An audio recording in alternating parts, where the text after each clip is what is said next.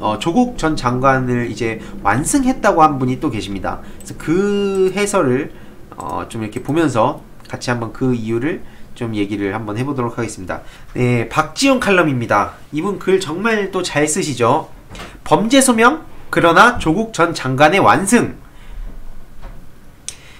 이 사건의 범죄 혐의는 소명됐다. 다만 이 사건 수사가 상당히 진행된 점 및 재반 사정에 비추어 볼 때 현 시점에서 증거를 인멸할 염려가 있는 때에 해당하는 구속사유가 있다고 보기 어렵다.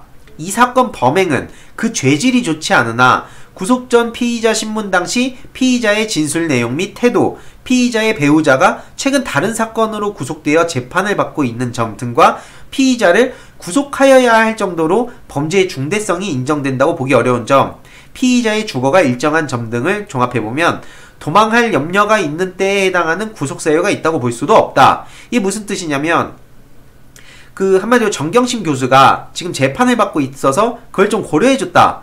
그리고 범죄의 중대성이 구속할 정도로 인정하기는 어렵다.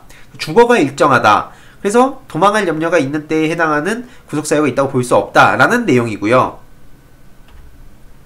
눈여겨볼 부분이 범죄 혐의 소명, 죄질이 좋지 않다. 계속 말씀드리지만 범죄 혐의와 죄질 요 두 가지를 좀 많이 계속 언급이 될 겁니다. 뉴스에서. 그래서 아무튼 요 두 가지만 기억하시면 되는데요. 영장 판사의 판단에는 검찰 주장에 상당한 신빙성이 있다는 의미에 불과하고 불구속 기소 이후 본안 소송에서 다툴 문제입니다. 박지윤님께서는 이런 예시를 들었어요. 물이 반이 든 컵을 보고는 보는 시각에 따라 반이나 혹은 반밖에 어떻게도 표현할 수 있는 것과 마찬가지의 문제라고 했는데요. 여기서 진짜 중요한 부분은 증거인멸 우려, 도망의 우려가 모두 없다는 부분입니다. 와중에 검찰은 영장심사가 진행 중인 상황에서도 조국 전 장관이 박형철 전 반부패 비서관과 통화를 했다며 증거인멸 정황이 있다는 식으로 언플질까지 했습니다. 그럼에도 불구하고 영장판사는 그런 검찰발 증거인멸 정황을 완전히 무시한 거죠. 더 핵심적인 부분이 바로 여기인데요.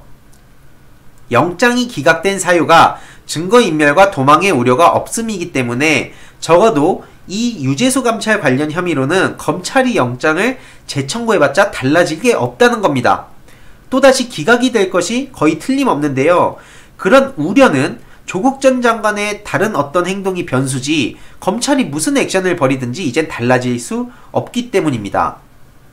게다가 외견상 불리한 정황인 것처럼 보이는 영장판사의 판시사항들이 실질적으로는 조국 전 장관한텐 강력한 방어막이 되는 결과까지도 된다고 봅니다.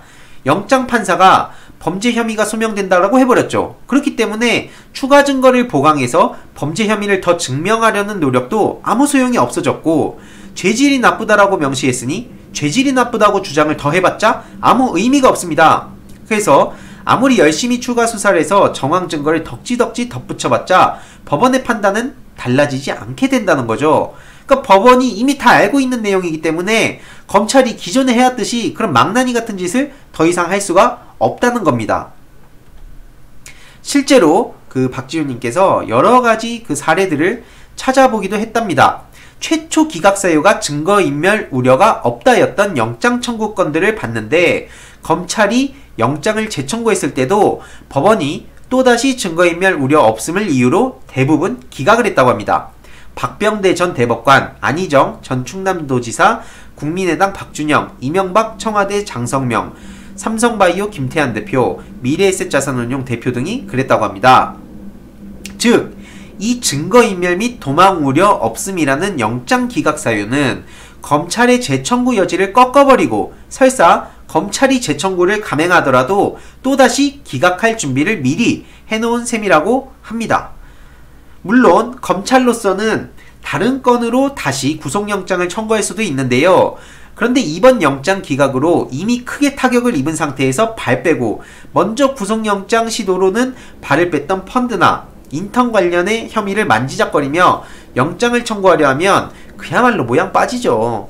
이것 찝적 저것 찝적 이런 모양새 되는 거 아닙니까?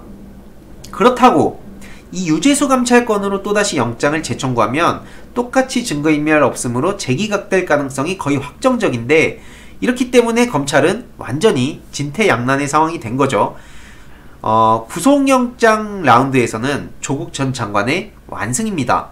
검찰 출입 기자들을 부려 일방적인 언플로 여론을 맘대로 끌고 다니던 검찰의 호시절은 지나갔죠. 그래서 물론 검찰이 워낙 그 비합리적이고 비상식적인 그 조직이기 때문에 어떤 건으로 또 조국 전 장관을 괴롭힐지는 사실 그 누구도 모른다고 볼 수 있습니다. 그렇지만 적어도 이번 건에 대해서 이 본건 수사를 다 제쳐놓고 별건 수사라는 말도 안 되는 그 직권남용이란 말도 안 되는 걸 던졌는데 기각이 됐죠. 그래서 아까 앞서 말씀드렸듯이 무슨 이유로든 이 기각이 다시 날 확률이 굉장히 높은데요. 이런 상황에서 다시 본건으로 돌아와서 뭐 사모펀드, 그리고 뭐 예를 들어서 뭐 표창장 뭐 이런 거 갖다가 또 뭐 할 수 있겠습니까? 지금 그냥 진짜 말 그대로 진짜 참 어떻게든 그냥 그 검찰이 이 비상식적이고 정말 비이성적인 집단이다 라는 걸 스스로 입증하는 것밖에 안 된다고 생각합니다.